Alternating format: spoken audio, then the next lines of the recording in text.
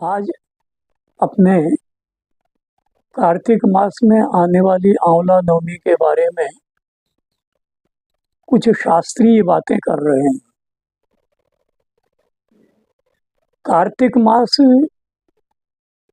क्या होता है कि वैदिक युग में तो यह मार्गशीर्ष से गिन करके 12वां महीना वर्ष समाप्ति का कहलाता था, किंतु समय के अनुसार अब चैत्र शुक्ल प्रतिपदा वर्षारंभ हो गया। मार्गशीर्ष मास को आग्रहायण कहते हैं। इस विषय को हम बाद में देखेंगे। कार्तिक क्यों कहते हैं इसको कि अपने आकाश मंडल में 27 नक्षत्र हैं, 12 राशियां हैं। इन 27 नक्षत्रों में एक तीसरी संख्या का नक्षत्र है कृत्तिका। इसमें 6 तारे होते हैं। तो कृत्तिका नक्षत्र की गणना वैदिक काल से की जा रही है। आज भी हम लोग ज्योतिष शास्त्र में जब महादशा का निर्धारण करते हैं तो कृत्तिकादि त्रिरावृत्या दशाविंशोत्तरी मता यही प्रमाण लेते हैं। अब कार्तिक महीना क्यों गिना जाता है, कार्तिक ही क्यों कहते हैं, तो मैंने बहुत पहले आपको बताया था कि अपने यहाँ महीनों के नाम किसी व्यक्ति पर या अन्य किसी वस्तु पर नहीं है, ये नक्षत्र परक हैं। जिस नक्षत्र में जो पूर्णिमा, यस्मिन् नक्षत्रे जायमाना या पूर्णिमा स मासा तेन गण्यते। जिस नक्षत्र में जो पूर्णिमा आएगी उस नक्षत्र के नाम से उस महीने का नाम होगा। तो कृत्तिका नक्षत्र में कार्तिक की पूर्णिमा आती है। इस बार आप देख लीजिए, भरणी नक्षत्र समाप्त होगा, उसके 3-4 घंटे बाद तक कृत्तिका नक्षत्र में पूर्णिमा रहेगी। इसलिए इस महीने का नाम कार्तिक है। यह भगवान विष्णु का महीना भी कहा जाता है। इसमें प्रातः उषा काल में स्नान करना, भगवान विष्णु का पूजन करना, कार्तिक मास की कथा जो भविष्य पुराण में लिखी गई है उसको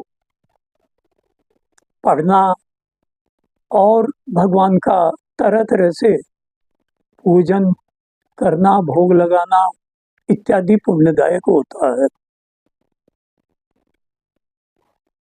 अब इसमें शुक्ल पक्ष नवमी आंवला नवमी कहलाती है। आंवला का नाम है धात्री, धाता नाम ब्रह्मा का, और धात्री फल आंवला। इस दिन विष्णु की पूजा का महत्व है। आंवला में भगवान विष्णु का निवास है। आंवला की पूजा करके ओम धात्रे नमः इस मंत्र से आंवला की पूजा की जाती है।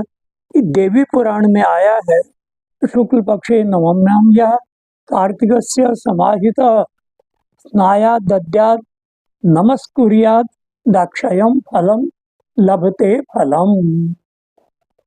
कार्तिक शुक्ल नवमी के दिन जो मनुष्य स्नान करके भगवान का पूजन करके और दान पुण्य करता है उसका अक्षय फल मिलता है।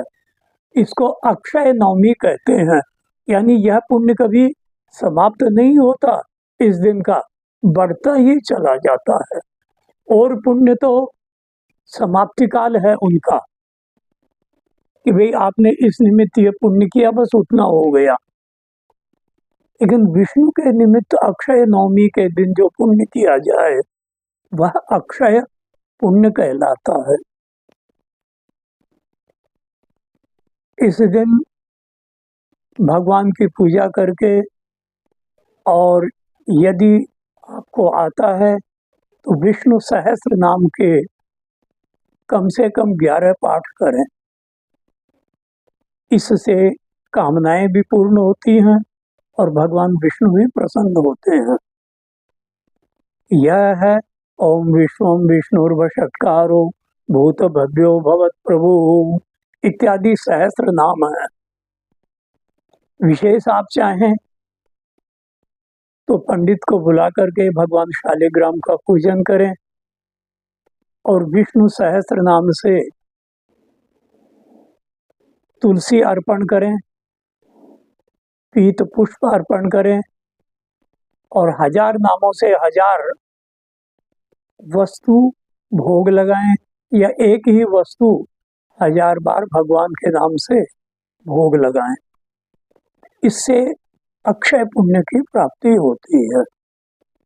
भगवान को खड़रस का भोग लगता है, किसी को भी।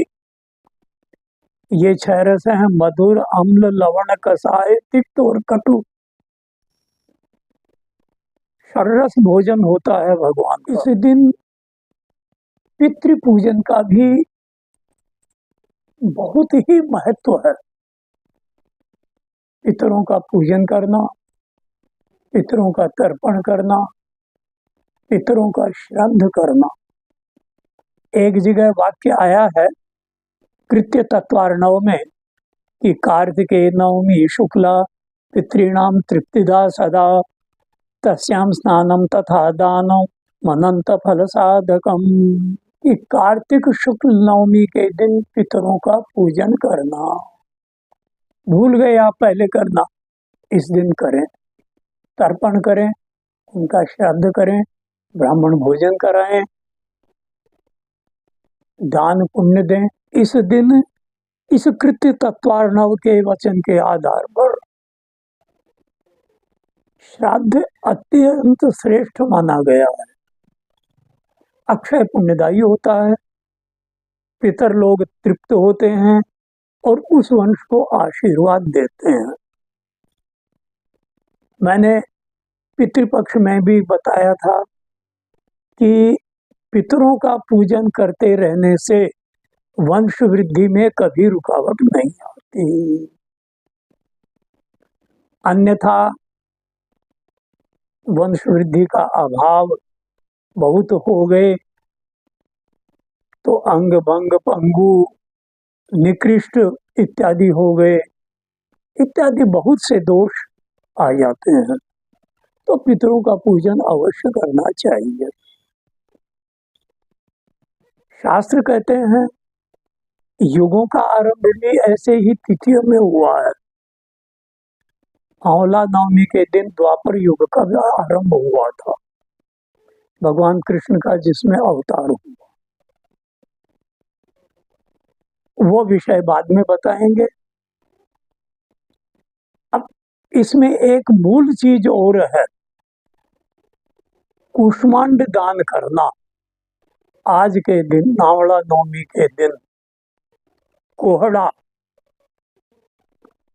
दान करने का अत्यंत अधिक महत्व माना गया है। क्यों? कि बालखिल्य ऋषियों का वचन है। ये 60,000 ऋषि थे बालखिल्य, जो सूर्योदय के पहले आते हैं और सूर्योदय होते ही बस अंतर्ध्यान हो जाते हैं। अत्र कूष्मांडको नाम हतो दैत्यस्तु विष्णुना तस्मात् कूष्मांड दानेन फलमाप्नोति निश्चितम। सतयुग में एक कूष्मांड नाम का असुर हुआ जिसने बहुत उत्पात मचाया, पृथ्वी पर हाहाकार मच गया। भगवान विष्णु ने इस दिन उसका विनाश किया था और जिन भी राक्षसों का भगवान विष्णु ने वध किया उन सबको आशीर्वाद दे दिया कि तुम मेरी तरह से पूजे जाओगे। अद्भुत चीज है। जैसे मुर नाम के राक्षस को मारा तो एक नाम विष्णु का मुरारी हो गया, कंस को मारा तो कंसारी हो गया, रावण को मारा तो रावणारी हो गया। तो ये फिर उसी नाम से जाने जाते हैं। तो इस दिन कूष्मांड में भगवान विष्णु का ध्यान करके और कोहड़े की पूजा करें, उसका दान करें। क्या कहते हैं? तस्मात् कूष्मांड दानेन फलमाप्नोति निश्चितम्। कूष्मांडं पूजयेच्चैव गंधपुष्पाक्षतादिना पंचरत्नैः समायुक्तं गोघृतेन समन्वितं फलान्न दक्षिणायुक्तं ब्राह्मणाय निवेदये। अब ये कूष्मांड विष्णु स्वरूप हो गया, तो इसके साथ में अन्न, वस्त्र, दक्षिणा, विशेषकर घृत पात्र, ये लेकर भगवान विष्णु की पूजा करें। और जो ब्राह्मण पूजा कराने आया है उस ब्राह्मण को आप तुभ्यमहं संप्रददे, ये करते हैं। इसका मंत्र भी बताया है बालखिल्य ऋषियों ने कि कूष्मांडम बहुबीजाढ्यम ब्रह्मणा निर्मितम पुरा दास्यामि विष्णवे तुभ्यम पितॄणाम तारणाय च। हे विष्णु स्वरूप भूदेव ब्राह्मण देव, मैंने इस कूष्मांड की विष्णु स्वरूप पूजा की है। इसके साथ में क्यों किया है कि ब्रह्मा जी ने इसका निर्माण विष्णु स्वरूप किया है। इसके साथ मैं आपको अन्न, वस्त्र, दक्षिणा और घृत पात्र भी दे रहा हूं। क्यों? मेरे पितरों का उद्धार हो। तो पितरों के उद्धार के लिए कूष्मांड दान का भी अत्यंत महत्व माना गया है। अब ये तो हुई कूष्मांड दान की बात। अब दान प्रकरण में एक चीज और आई है कि कूष्मांड को लेकर के और उसका छोटा सा मुंह खोल दिया, जैसे तरबूज को देखते हैं, और फिर उसके ऊपर रत्न, स्वर्ण, रजत या दक्षिणा रख करके फिर मुंह बंद कर दिया और कपड़े में लपेटा, दक्षिणा के साथ में किसी ब्राह्मण को दान कर दिया। तो यह गुप्त दान भी आपके अक्षय पुण्य के लिए है, सुख शांति के लिए है और पितरों के तर्पण के लिए, पितरों की तृप्ति के लिए अत्यंत ही शुभ माना गया है। तो ये बात मैंने आपको कृत्य तत्वार्णव से, बालखिल्य ऋषियों के वचन से और देवी पुराण से आपको बता दी हैं। इसमें कोई संशय नहीं है। आप अपनी शक्ति के अनुसार करें, आपको पुण्य मिलेगा। ओम विश्वनाथाय नमः। ओम अन्नपूर्णायै नमः।